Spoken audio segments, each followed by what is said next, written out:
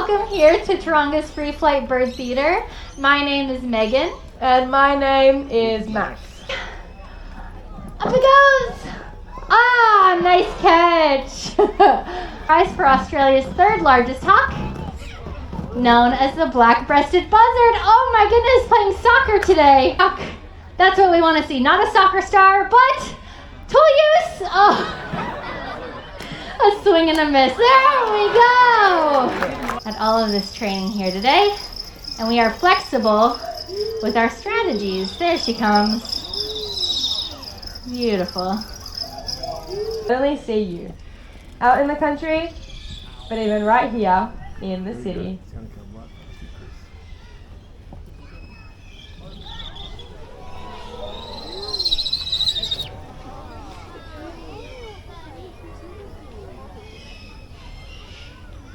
Birds.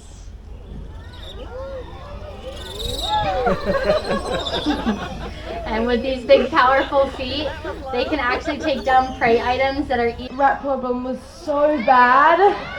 I know that the rats were running absolutely everywhere. I know, I'm so glad you're excited. I know, that problem's now behind us. See them, but you're likely enough to hear them as they stalk through the grasses.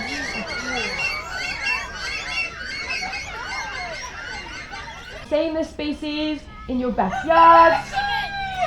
The chicken. Into one basket. Chickens really do hold a significance to people everywhere. So for many of us, all you have to do is take a step out into your own backyards to really experience the beauty that's all around us.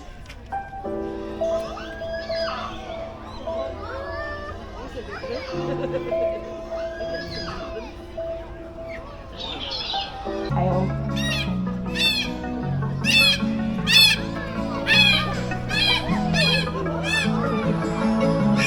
Now, Waddle actually gets her name from local plants found in her neighborhood. It all starts by simply looking up.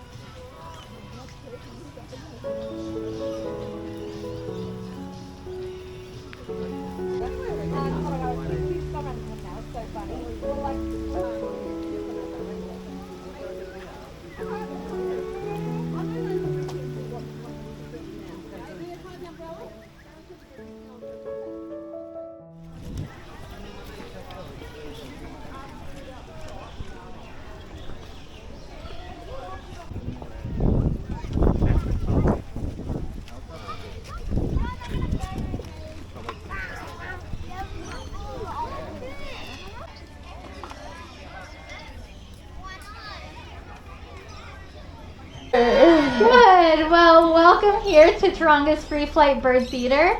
My name is Megan. And my name is Max. And before we start, we'd first like to acknowledge the Camaragal people, who are the first carers of this land. For tens of thousands of years, First Nations people have understood that connection between the land and its wildlife. And we here at Taronga feel very proud to learn from First Nations people today. That's exactly right, because it really doesn't matter where you live or where you're from. Every day there's an opportunity to see and connect with some remarkable birds. And they really are all around us. All you have to do is look up. That's right. And as we are looking up, be sure to keep your mouths closed. This bird is eating some Mises Pieces for breakfast. Oh, nice job. Everybody, this here is Stella, and Stella is called a black kite. Now, this is a very impressive species that does hunt on the wing and does actually eat it on the wing as well. Makes some very impressive hunting strategies. Now you see she's trying to figure out which way to go in the next direction. We have another piece for her. Get ready. Up it goes. Ah, nice catch.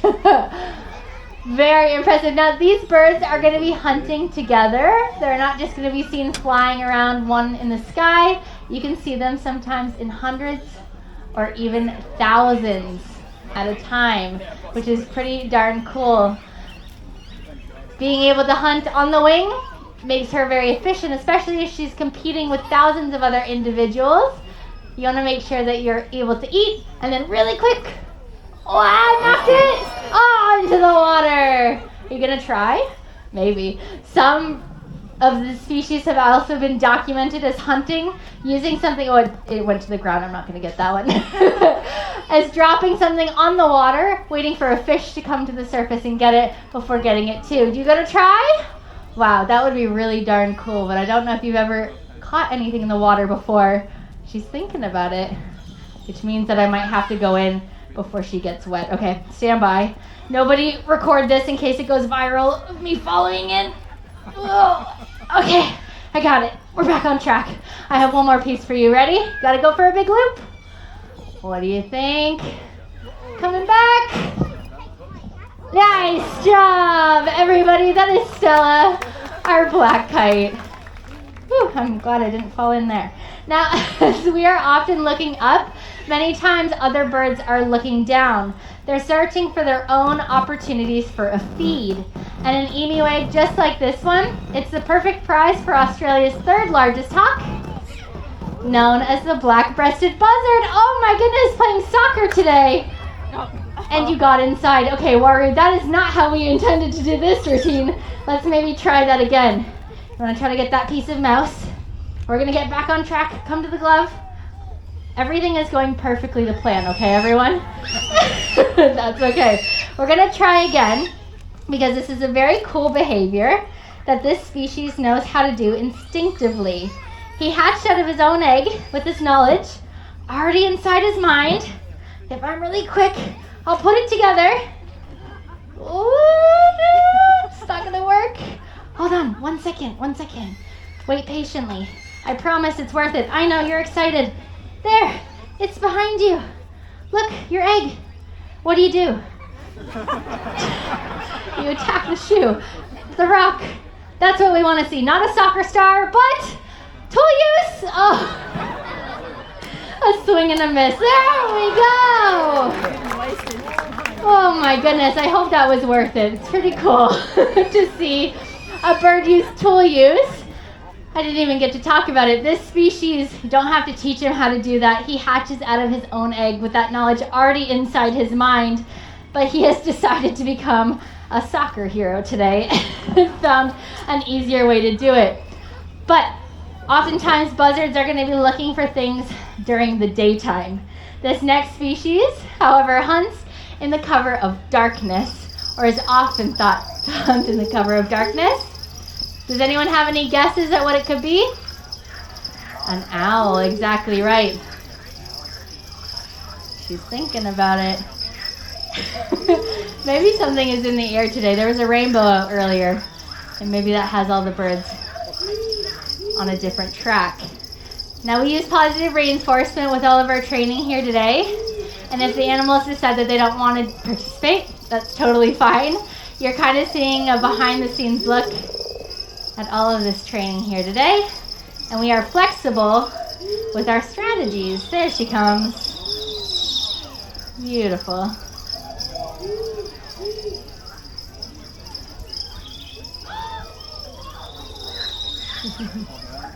Well, do you ever get that feeling that you're being watched? Owls are everywhere. You may not see them, but they can certainly see you. Out in the country, but even right here in the city.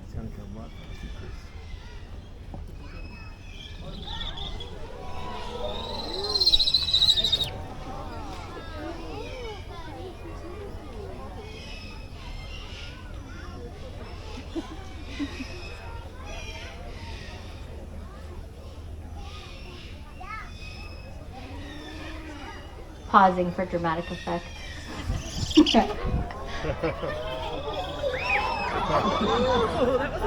Now this here is Ripley, and Ripley is a barking owl. And barking owls, they often hunt during the daylight. In fact, just over half the world's owl species hunt during the day, and it's all about what they like to eat. And barking owls, they like to eat other birds.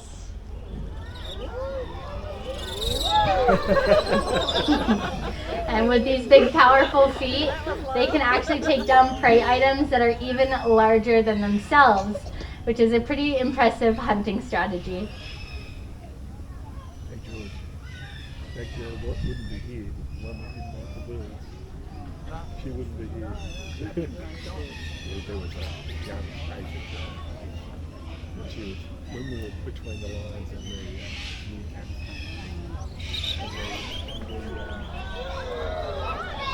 and the brush chickens were flying around, she got scared.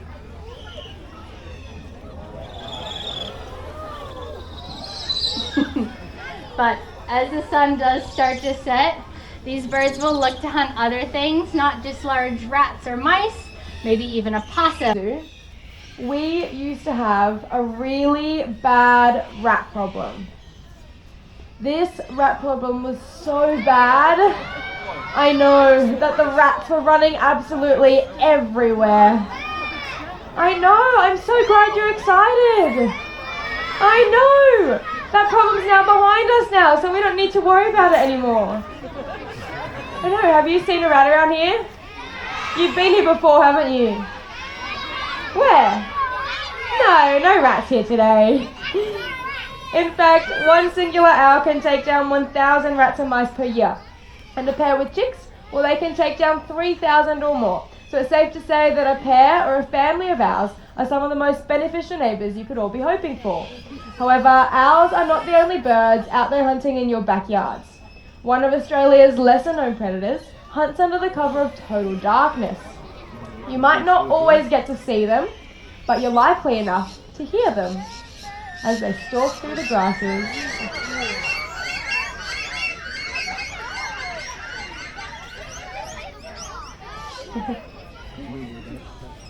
Everybody, this here is Uma, and Uma is a bush stone curlew.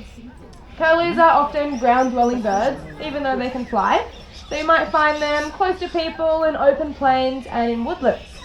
You might spot them standing completely still, or even laying flat to the ground, camouflaging in plain sight. However, for animals that hunt using their sense of smell, such as feral foxes, domestic cats and dogs, camouflage just may not be enough to avoid predation. The bushstone curlew was once widespread across Australia.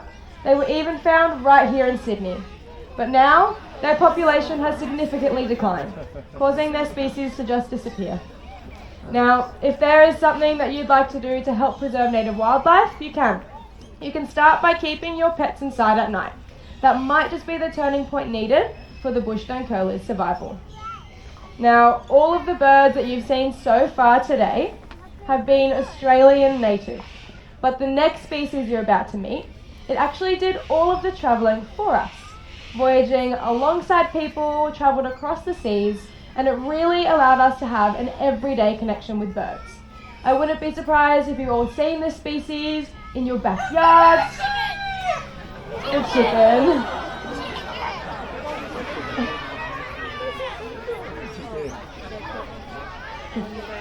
Now, this here is no ordinary chook. This is Mentari, and Mentari is a red jungle fowl. Originally from Southeast Asia, the red jungle fowl boasts a relationship with people for around 8,000 years. The red jungle fowl and our modern day hens have made their way into our societies and our cultures, our religions and our rituals, but they've even made their way into our everyday languages. So whether you're like Mentari here and you're ruling the roost, or perhaps you're a mother hen and your chicks are about to fly the coop, or maybe you like to put all of your eggs into one basket. Chickens really do hold a significance to people everywhere. Thank you, Mentari. In fact, we've become so reliant on chickens for their meat and their egg production that they actually outnumber us by 6 to 1. However, when I think of the everyday connections that we have to birds, I don't often think about the chickens. But what I do think about is of the over 800 different species of bird that call this country home, and over 50 of them, well, they happen to be the parrots, which gives Australia the nickname, the land of the parrots. So for many of us, all you have to do is take a step out into your own backyards to really experience the beauty that's all around us.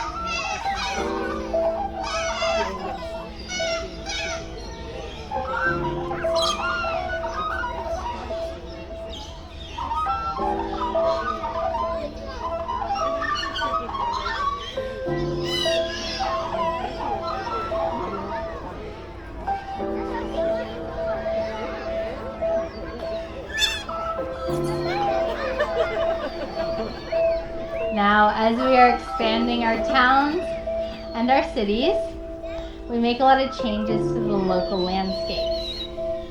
However, not all species, just like this one, are able to quickly adapt to those changes, especially if they happen very quickly within their own lifetime.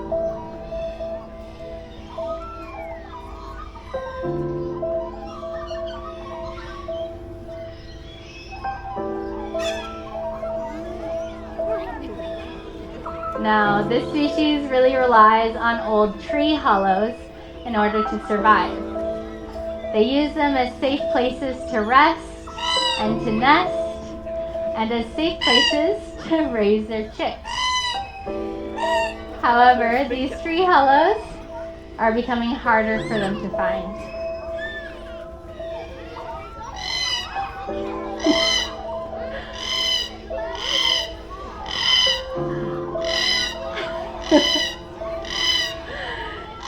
Pretty loud, huh?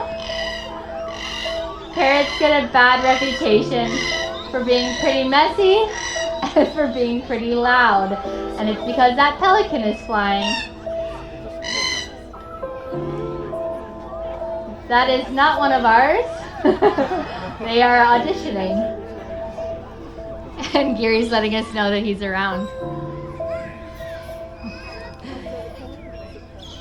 This here is Giri Giri, and Giri Giri means very red, which is perfectly fitting for a male red-tailed black cockatoo, and it beautifully describes that flash of red that strikes through his tail. However, red-tailed black cockatoos are not found locally here in Sydney. However, we are home to many other plant and animal species. We like to think of ourselves as a bit of a sanctuary, not just for the people or the animals in our care, but also for the local wildlife as well. In a word, Taronga is habitat. Now, we have previously picked out 2 volunteers today to help us demonstrate this habitat. Joining us is Wattle.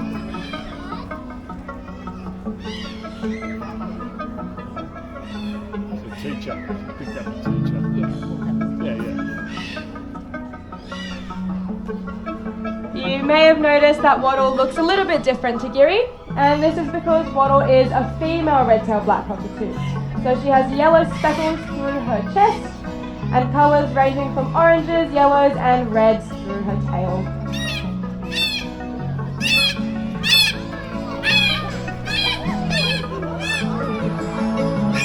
Now, Wattle actually gets her name from local plants found in her native habitat. This just reminds us of the connections that we have to both plant and animal species.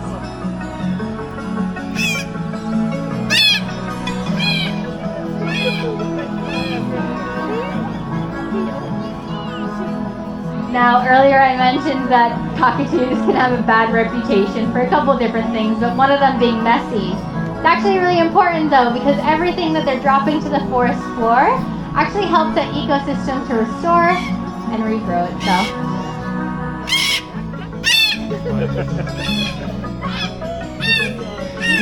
When Megan had Giri with them earlier, she mentioned the importance of tree hollows. But one large enough for a red-tailed black cockatoo can take over 150 years to start to form. So chances are the hospital has been able to release just over 1,900 animals back into the wild through rescue, rehabilitation and breeding. It all starts by simply looking up.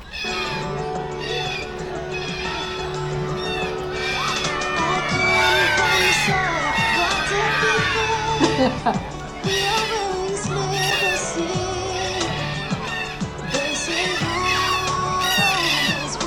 you so much for coming down to Free Flight Birds. We hope you enjoy the rest of your day at your Taronga Zoo. Bye.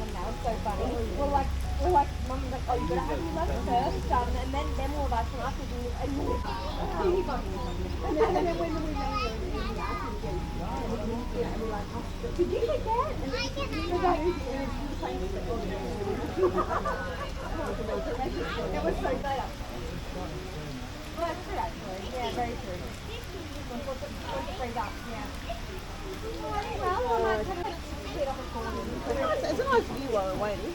We're in the blue,